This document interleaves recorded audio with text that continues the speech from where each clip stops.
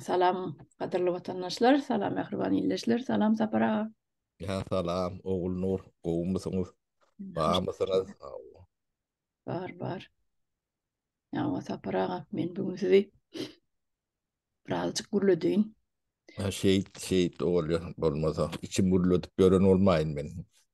Ya dünyadaki bu geopolitikadaki bolup geçen atlar hakkında gurun edelim. Bir Doğru. o gizliyin mi, gizliyin nel mi, üstü açık mı, yapık mı, bir atlar bolup geçiyor ve de näme sebepler bilen e, yine Putin öllü, Putin ölmedi. O at kaçad ettiler. Ahranalar deyip çıkarıyorlar. Sonra ertesi öldü deyip çıkarıyor. Hmm.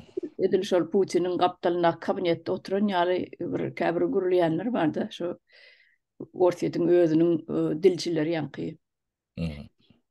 Speakerları, yenileri, ol kaviçkan içindeki speakerlar. Yine şolong üstü bilen yine Putin öldü. Bu hakikaten hem halacılıkta yatıyor. Kremlin halacılığına diye baydiyadı. Hmm. Ödem ol aydiyan adamım bir solidny, agras adam, professor adam. Hem Ya, gowy Salavey, ha? Salavey. Yani Doktor Salavey. hawa Valeri Salavey hawa dediler üstünen vardınız. Adını aytmakam. Hawa ne şol dünkü gepleşigine bir Gardon bilen interview edipdir Gardon şoň bilen. Ondan şu yerde diýede bulamay diýe. Gardon aýdýa. Sen şon ýalatlar diýip otursun bir bütün bir ýurdun prezidentine öllü halajylykda ýatyr diýersiň. Sen Hmm. eden oklarmy, sana azar veren oklarmy diýede. Hmm. O soraglar bilen nemedi de. Inni şu ýerde men soragym size. Türkmenler üçinem gaty bir gyzyklydyr. Bu zatlaryň aňyrsyn etmek bir kämahal neme diýäň-de. Sadarak bolsaň ananymam marýan. Ondan bulaşdyrýan wagtlaram bar. Ýok, ölen bolsa beýle bolmazdy. Hakykatdan neme derdiler? Ne jaýlanýan ony plançy gün ekrandan aýdardylar. Telewiziýa merkezi telewiziýasynyň. Yok, bir käbir neme kanallarym anonim kanallarym o öldü diýip aýdýarlar da. Ni sizin garaýşyňyz näle şu Türkmenistan 19-njy ýyllaky bolup geçen neme bilemeň diýär, meňden okmy? Kovuyu atlattın. Ama o. Niye kemiğine dip uğraşıp durmuyor. Yanında ama kemiğine öyle gurulaş göründü başla. Diýär O yok. olur. Yankı bilen bizim iyileşimiz. Tega o da şuna mola yarıyor diye bile mok kolorak böyle. Çeviş o. Ay, gawr ediň seni. O bizim yani aydınçı prezidentim de öldürüp gördü. Hawa, hawa. Onam edil şulardan meter inandırdılar bir de. Onu bulon demeti bölünü, diriliği, bu tütlük o şuloyunlar, şulara maktus o ben o salavey o bizim hep şu salavey yalak salavey çavam kan yani bu demesi. Taýra işmi? O yeme o oluyor yani şun ölünlü ya ölmenli. O tatbik edip bilecek bir zonka adamlar da bir olmalı ikimizden. Bilmedim. Ne tanıyat ne mediyat öyle bu doktor. O kala değil. Yatan orada o soğuktur. Bir de kar yağdı kış geldi demek. Yani Putin şu taylarda olan orada böyle daşa diyatta da oluyor. Hiç nemedi yok. Onun yana deme yani ölmesini adamlar isteyen orada ölür. Gidecek geliyor. Doktor oraya alak bir neme var. Ya, suyu ver ya diğer ortalar. Hmm. Kat istesen bol ya da. Ya, yani isle materyalleşya değil ya da. O. Ne? İsteyen olsanız ölür. Orada gururun yok. Ne? Aşağına kol çekip verin öleceğine. Ölmedik orada ölür. Yani ölenim olsa diyeleli yok. O ya. Yani, bilmedim cennete gidecek mi gitmeyecek mi? O bilinkel cennete gidiyor. Onun kemiğine ne demedik verdi. Öldü cennete gidiyor deyip. O da reklamı olmama mümkün. O cennete iyi verip sonra doğuda salmaklar mümkün. O diyeme oluyor. Ben bunu ne ile komentar vereceğimi bilemem. Bana şu Putin şu Ukrayna giren bunu o değirliğini öldü de. Onu çoğu atlar kemiğine bir sonra verdi. Sen versin galiba. Ne bu tip olur. En tek Ukrayna girmeyen. Boşa tayip boşun yığınap yok yani. Yani koşun yığınlamasının ödem yem ulu nemedi de e, yanlışlık. Onu koşun yığınan son e, için vuruşu başlamasa Putin gidiyor. O sonra şeyler rak yağdaydı. Yani vuruşa girse Ukrayna bilen hem Putin'e gitmeli hem ortaya da gitmeli rol oraya neme verdi de. Prognoz. O içine girse şeyle olmalı. Ha, bulon neme şu godipelerdi. Olur 8 yılım kän 4-5 yılım kän oturmalar soňondan bulan onu da Putin ýalak ya da o bizim babar apdymyz ýalak long iyicikleri düýbüne çydamýar. O mümkün däl şoňa ýa taş töweründe bilen paýhaty yetmeýän bolmaly ödlerin kadýünden ýetenok. Şo paýhaty ýetýän orada o ödüpeleri barmar adamlarym däl. Yani bilmedim yani halkla bagtynam ya bet bagçylygyna mı? Şolar ýalak neme bolýar da.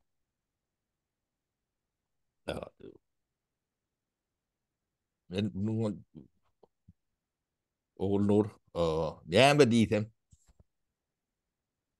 bärden gaýdar o Hmm. ýöne bir zatlar nemetjek bolýar, üns böljek bolýan bolmaklary mümkin. Sebäbi çok informasiýan çykýan çeşmeleri hemmeti yani orsiýedim narrativini dünýä ýaýradýan adamlar. Bu da yani ünsü başka yeri çekme için mümkün şolorýalak mesele ya da käbir gyzyp barýan nemeni sowatma üçin edilýän zatlar. Biz sabırly oly, ölen bolsa bugun olmasa ertir aydarlar. Biz näme ýa tutup görjek adel bu şeyler etmeken yani. Hmm. Ölse de ölmese de ha, Putin yirken öldü. Bu tordu. Değil mi? Yaşap görmesi. Hmm. Cemiyete delil. Ne de bilmedim. Ne lezzet veriyorken bu yaşayışın onu bilemok. Ben hep hüvvet edip şolar yalak yaşayış, şolar yalak durmuşu. O bertelerim istemezdim. Olur. Ben hep şunu aydıp bilecek. O ne hemen demesine edilýänine de seni akıl yetirip bilemok. Şu da atlar. Hemen demek. Bir çukura çümen soň ýzyna çykmak kynlar sebäbi çyksa öldürjekler de. Öz edeletdiligi üçin ya bol o bir giden eli kan o tirsegine çenni kan bu adamlar. Ondan olan üstü açılanı var, açılmadygynyň sany kim bilen näçe prosentdir. 90% vardır açılmadygynyň sany, üstüne açylanyň sany bir epesli var. Yo, Bunu gatken. oşa çukurdan kellesini kallyrdygy, kellesi alınjak da. Onu bilýär. o Bilim kan ken sen bellerini kan gatken yönüp diyeme olup yankı bu zatlara gelende düşünmeliler. Yani gelip bolya yani gidip bolmayanlarını yani ortayadım. Yüngül tarihinde hiç biri yeltin yekece de yeltin demesi bilen giden başka tarihinde bulur yalaklat bulun yeri yok. Ödü gidiyen. Dine yani aya periyot nagami değil ya değil mi orsu? Şeyle çıkarın ya o taylardan. O kuruyan düzgünlerin böyleleri kuruyalar da. Ne arkayın gelip tayla ulen gelip tayla ulen gidileyen nemede rahat gelip gidip boluyor da. Ya onun kurnap boluyor. Şoňo akli yetmeyen adam devlet başına baryan olsa birinciden on yani kandidaturu yanlış kandidaturu. O adamlar o tak barmalılar. Ben neyme kim devletli urumur edeli. Yani Türkiye'nin düğün 29'unu Cumhuriyet kuruluşunun 100 yılı oldu da. Ya. Ni şonu kuran adam Atatürk. Yani Cumhuriyeti gati kıyın vakti kurulya da. Yani bizim şu vakti Türkmenistan darga dinameti diye onu şundan mervet şehitlerde kuruya da birinci dene daş tavırı yani Türkiye'ni büyük müyde o yaşantı devlet yani paylaşıp demedik böyle de. Onun bunun eski diyenin ayağında parti ankası yok da. Yani değişik kuşu yok. Ondan 98-99% okuması yazması yok bu cemiyet. O, o sen aydanına fikrine nemene düşünce adamım ken yok. Atatürk'ün tuğrunda öz nemelerin köpüsü karşım bu. O neme yoldaşlarım yönüm ne Türkiye şu yağdaydan ne şu ülke yağdaya geldi de. Onun yetati nemeleri yani adat halk bilim ondan yani devletin karşısında olma başlı oğlum ben şu yeğenim bağır ya kağıt yemediyen olun ne karşısında uğruna o yani koyun maksatları hem de doğru da halkın adat olması şolon rayet yani ummat diliyet de rayet oluyor da ummat bolonu. Şonun birey diye de yani kişilikli şahsiyet nimetine yetmek için onun tam karşılık diye de büyük bir karşılık. Adamların erkin olmalı. Dilen yeme bilen maksat bilen ediliyor da. Şu maksadın getiren yere yine şu atkı Türkiye'nin o Müslüman devletlerin içinde şular yalak bolonu kıynatalım yok. O yönü biz özümüze demedeli. Türkmenistan şu yan kaydan atlanma.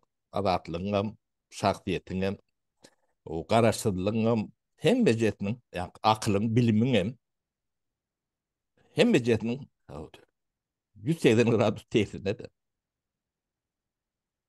Yani diyenim motorlar dillerine başka zatlar o yönü etatı nemeleri iş yüzünde durmuştu ediyenleri adamla adatlığı yok. Yani aeroporttan çıkıp bile nokta. He? O bilime yani çüğrettiler. Bağır bilim yok ettiler de. Hı? O akıl kadagan. Hı hı. Akıl kadagan Türkmenistan. Hı. Tamam. Tamam. O siyaset kadagan. O siyaset kadagan olanno o siyaset dip näme düşünýär? O onu yani fikrini aytmada siyaset. Ha? Bir ekrana çıkıp fikrini aydanda da siyaset dip hata edýärler. Yani fikrini aydan adam aklını aydan paylaşıyor. Bilyenini paylaşıyor da. O da cinayet. Onu kadaganım değil. Cinayet onun için basıp emedip ölür de. O, bir akıl kadagan yerde 30 yıl o bir cemiyet yaşatan neyle olur? Gözünü getirip bilen. Ne bilinkin baydağı sonra alak yani Türkiye'nin baydağı sonra alak yönü şu atlar yani de aşağımsı aytmalı nemesi son tersine uğrayacak bolýarlar da. Yani şu Cumhuriyet Respublika diýmek public diýilen töz geçýändir. Publika bolanno köpçülük neme bolýar da. Public Hı neme hı. bolýar, ha? Hı hı. O. Ýam o taýda kanun bolmaly, kanun üstünlüği bolmaly. Nemeli bol. Yani Türkmenistanyň ilki Bismillah Türkmenistan Respublikasyny Respublikasy näýrendirler. Hemme zada mütçersen zatlaň hemme sizin gözüňiz oňundan edilendir. Yani onu yani türlü manipülasyoner bilen yani Putin öllü diri ya da Erdoğan öllü diri nemeleri ne sudatları yağıttan çıkarmak için şuları yalak büyük bir meseleleri halkın ünfü sonra çekilme diyalak, nemetme diyalak, yatma diyalak o başka meseleler de e, ortaya düşün Putin öllü diri öllü son peydasının yoktuğunu bilen adamlar kendi akıllı adamlar hem becerim. Misal için Türkmenistan'dan bir de muhtemelen mün zapar ölünü. Näme? Diri olanı da hiç tat der. Ola ölük. Diri hiç tat yaran. O da biren del 100 sanak ya da mün sanak verdi Muhammed Polon'dan. 2 şaya durdu da. Topu bilen alandı. Yani o ovasını getirip terediğin üstüne koyuyordu da. 2 şayı. Ola oğlu kakasının bilen üyüşenlerine de yani bırak pati. Bular ölünde, ölmeyenler, diri olanlar da hiç öyle. Yani cemiyet düşün. O peydası yok. O cemiyet öldü yetişen son, bu da atlara düşünen son. Olur bir kıra tüyüşürür. Yani bitecek yerler yok. O Putin'e tüyüşürler. Putin eğen yani gelip bir öğren, direm olsa gelip bir öğren ölü. Ölüm olsa ölüp yatan ölü. O, onun hiç nemesi yok. Öyle. Yani bana düşüneceğim deme soruyor. Oğlum demesini bizim döwrümizin adamsy bolan soň men ýaşdaşam bir hepde ullukan Putin'de. Onun däýle adamdygyny o jemgyýeti näme getirip näme götürüp biljeklerini hemme gözüm yetip durda. Ýöne soň şo taýyk barmasy gaty uly niderozumeniýede. Giden beýik ors milleti zat diýerler bolup. Şonu ýalak başlaýan bolsaň sizin beýikligiňiz nire? Ortluğu diýer. Şolar ýalap soraw çykýar. Berezovski getiripdir onu.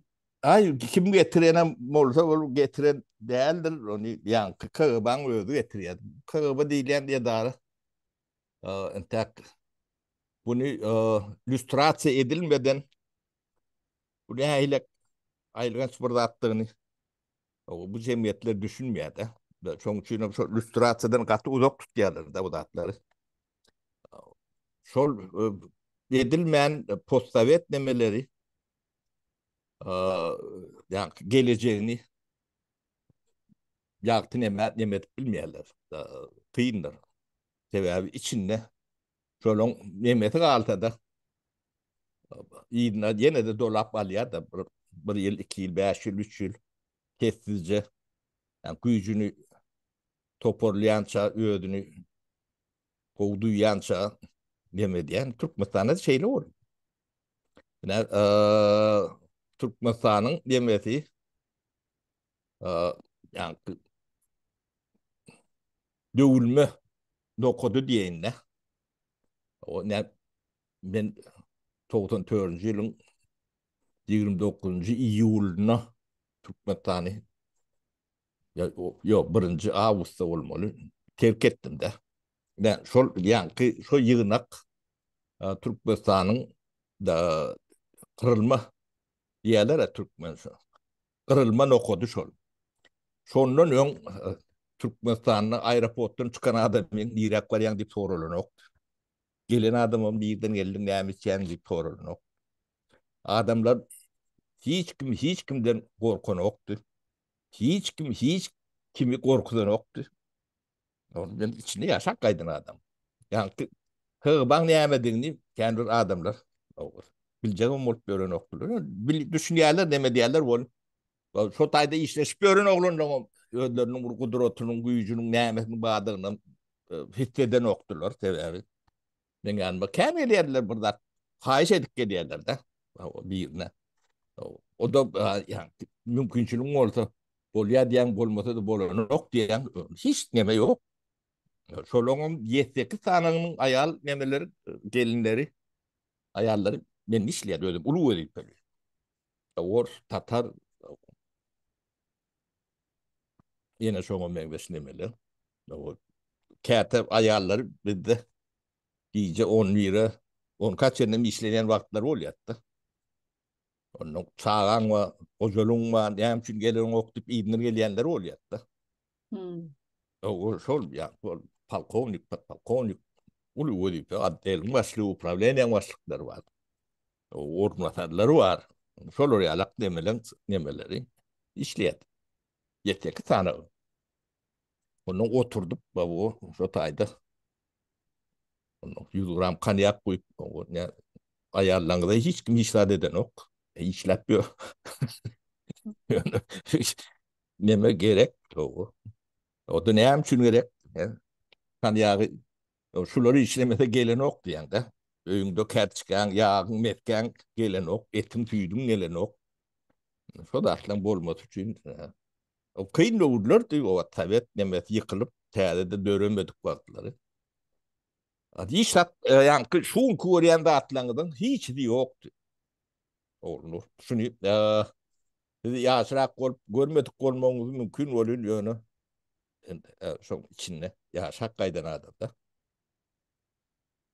O aklım kadagan değerli. O akıllı yiğitlerim vardı. Gelinlerim vardı. İşini bilen adamlarım vardı. Yönü sonu yani ben 96. yıl kaçak yollarıyla Türkmenistan'a girdim de. Ondan bir hepte de bolup kayttım. Yani 96 yılında bir yarım yıl oluyor da. Hem de 180 grad yükseltti. Adamlar yani rahat gülleşip bilen ok. Men bilen salamlaşıp nemet görün adamdan köpüsü korkup duşu gelmediler. Kati utanıp konspiratif sahillerde, nemelerde, yerlerde randevu verip şu tayda duşuyadık. Adamla korkan neme diyedim. Ondan o paydı geldim yere ben ministrim. Oğlu öldü son nemesine vardım. Ne için geldim diye de git. Öyle şuun git diye de. Onun ne için diye de. Sen düşünmüyorsun diye. Bu oryalık değil. Onu yığınap batıp yatır bir yan ucundan. O ne oldu diye. Bir yarım yıl geçti.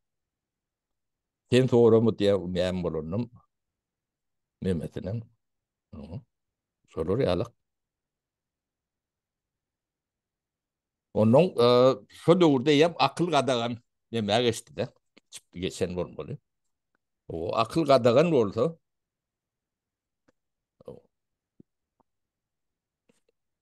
ne? Bolyan da 30 yıl öyümüzde de Onu akıllı kadagan edip gör öýüňde.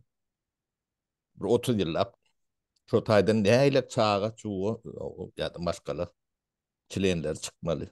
Onu gözüňe getirip ber. Ödem Şpitz hem at gözüňiň öňünde bolup duran da Hmm. hem becedi. Ama yani akıl kadagan bolsa edilýän datlara mine edil şonda galan dat bolmasy mümkün derler. O şo wagt diýen kanton guruluş o ýa ýok edildi diýip düşünmeli bolun ýöne bunu beýip analiz edýän demedýän adam ýok. Yani gadagançylyk giýirden de şo gadagançylygy tücarete biznese uğrar adamlar var da. Yani sen gadagançylygy giýirden de kaptal bilen gorkuýnam tanmaly. Biri yani korkudan olup pul kazanıyor. Biri kadagan ediyen olup pul kazanıyor. Vakitlayla mı oldu? Kazanıyorlar. Ne? Şoları yalak hizmet edip yani şu ne mi? Adamın psikologiyasında vardır da. Şunu ediyen adamdan 99% Türkmen. Yerli adamlar. Yani korka hizmet edip ummasız bay olan adamları bilen. Akprat Recep diyendim. Yani o vası bilmedim. Kocaman teoriklerden ödeyen. Daş teori ulen. Yani kurtlanırlar da. Ömür bay oldu. Yani, Ahran demşol ahranasy. yani bir ne diyen olur ya lakkan ya da Muhammed Nazarov diye Kağıban başlığı. Gözleri kadar ne diyenlerden bilen o. Şolun hem becetin cesetlerini gözümün önünden geçirdiler oluyor. Yani ben ölümden bir saatden bilem ok bunu.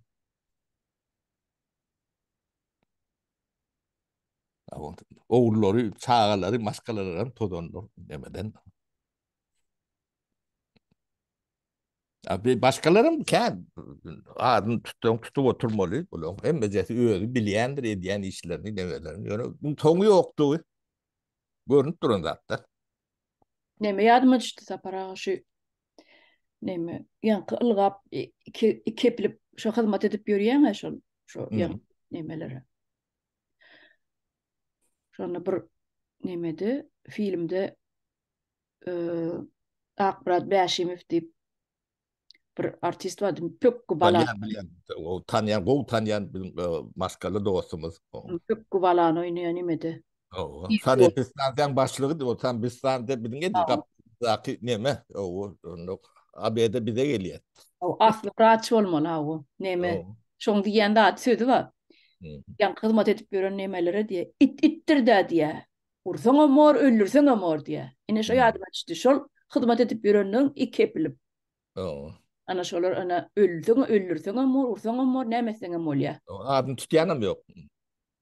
Ha o hiç kim iýdarlamaýarym. O. İt ölün yalak. Ana. Şoň ýa. Gynançly, gaty gynançly. Iň soňy ýene de neme öyle oturýarda. Näçe hyzmat etseňem, şol hyzmat eden adamlar meni ayar, meni bir gowurur, meni bir sylar, hormatlar diýip edýämkä. Şo aklyny Yok. ödünden öňküler geçip dura, gödüňiň gänki ölümi aňyrdan, jesetler aňyrdan çykyp dur. O jeseti näme beren oklar? Şonu gören okmy kasoňkylar? Ine şonu Yok. Diyeme hem de da akılları yetmedi diye görüyorum demediyorum yani yok hiç tat görmedik adamlar. Niye da fon böyledim şunlarlıkta. Yok hiç tat görmedik o kendine. Fakir diyen fakirlik. O onun ünlü de bir zat dur yani altın yarım kilo bir kilo.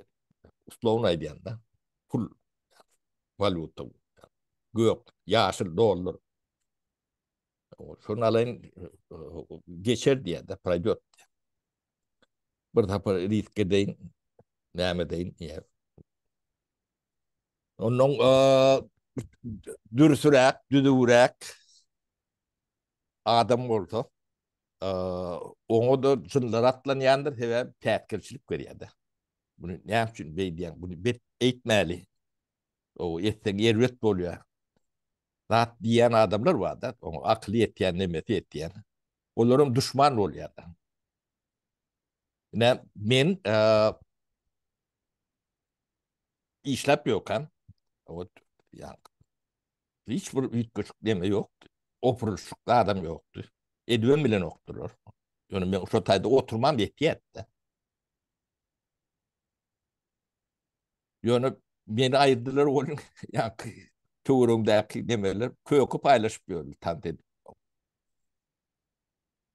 Bu da yani Türkmenistan'ın geleceğini arkasına alıp yani 3 yıl kıpaktanı arkasına alıp gidip birler diye de. Bunu haberlerinden yok ben. 3 yıllar sizin ömrünüzde gözünüzü görmeyecekler adını kellerinde alıp gittim. Yani şu yer su reforması var da. Ana, ana. Yerin bakatını gözününe getirip gör. Yani Türkmenistan'ın yerin bakatı 150 milyar dolardan kâr olmalılar şu doğru demez. O. Şol bir art bilen o halk almalar. Şu halkın üstüne yani şu tayda yani huzutu eýetçiliğe yani Bağdar nemetine geçmedik rahat şulardan kebelen rahat bir padap etmeliler. Şu da bolup durdu. Yani 150 milyar dolar şular oğurlap bilendir ödeyen. Oğurlanlarını. Yok. Bular şu yankı aklın o berýän dadyny onu tersin olan soň alyp gidýän dadyny hiç yani kerede da goýup bilen okdur. Hakyky. Şol adamlar döwletiň başynda oturýarlar. Hmm. Bulary başga bir güýç etdirýän bolmaly sebäbi bular birden beýle üýtgemelilerle. Sebäbi bir ýarym ýylyň içinde beýle üýtgäp bilen okda. Ödem üýtgände de halka göz görteli görüp durda. Bir ýarym ýyldan soň yani bul badarlar dörep başlar. Ya ola doğru. Yani bizim dövrümüzde adam yeten oktu. Biz Ukrayna'dan, Dağıstan'dan, Ermenistan'dan işgal alıyorduk da. O, o da yetersiz. Yine de başka yerden ilyenim oldu alıp bilecek. Bir yer milin içinde ne hemen ol yani halk yani toplum bunu kendi seyredip bir öğren yok. O zatlar ne bilsin. O medya yok. Bunu yürütü yapıyorlar. Ne şu akıl bilen dadı gerekli hatap etmeseler neme oluyor da ne Türkmenistan'da mutalışır. Yani bir cemiyeti bilgilendirmek yani cemiyeti bağ etmek alak bir zat da yani bilgiyi bağlı. Bilgili adamlar ekranlardan, televizörden, gazet jurnallarda, yeni demelerde bilgisini paylaşmayan olsa o bilgiyi o adamın öz içinde yani ondan başka bilýäne mi bağlı yok. Şeyler, cemiyeti ne peydası oluyor, ne nemesi oluyor. Sodatlar kadağana şuura çedim. Bir aydan oluyor. Ya da yine şoňa meňdeş. O hizmet berýärler, yemek hizmet berýärler. Halka däl şu rejime. O gariplik, onuň işsizlik nirden geldi diye. Şuýda başka nemeden de. Ödem şu wagt gaty howply nemesi. Biz o vatanın arka düşýärdi. Yani o vatan 70. yıl, 65. 70. yıllar o katı medeni, dünyevi devlet şonun ne şunu yetmedi o vatanın ne açılar ya 30 yıl, 35, 40 yıl ya da şeyler. Yönü o vatanla din bilen ettiler de bunu. Yani, urş nemedim. Yönü akıl kadagan näl, şu adam kadagan näl.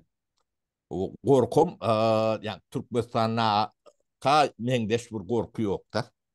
Yani ardından çıkandadın nämedigine katı dikkat etmeli.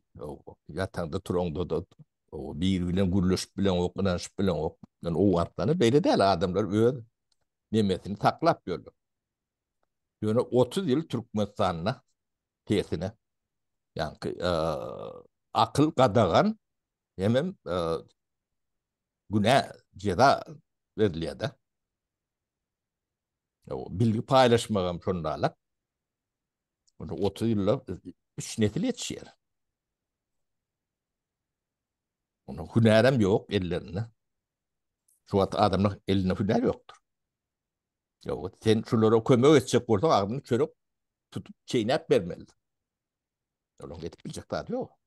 No. Yok, etip bilecek. Karı iş eder. Karı iş et. Yani etip bilir. Beh, Maşini yatap bilmeyecekleri belli. Drone uçurup bilmeyecekleri belli. Ya, ya da yatap bilmeyecekleri. katı kıynanış. Hı.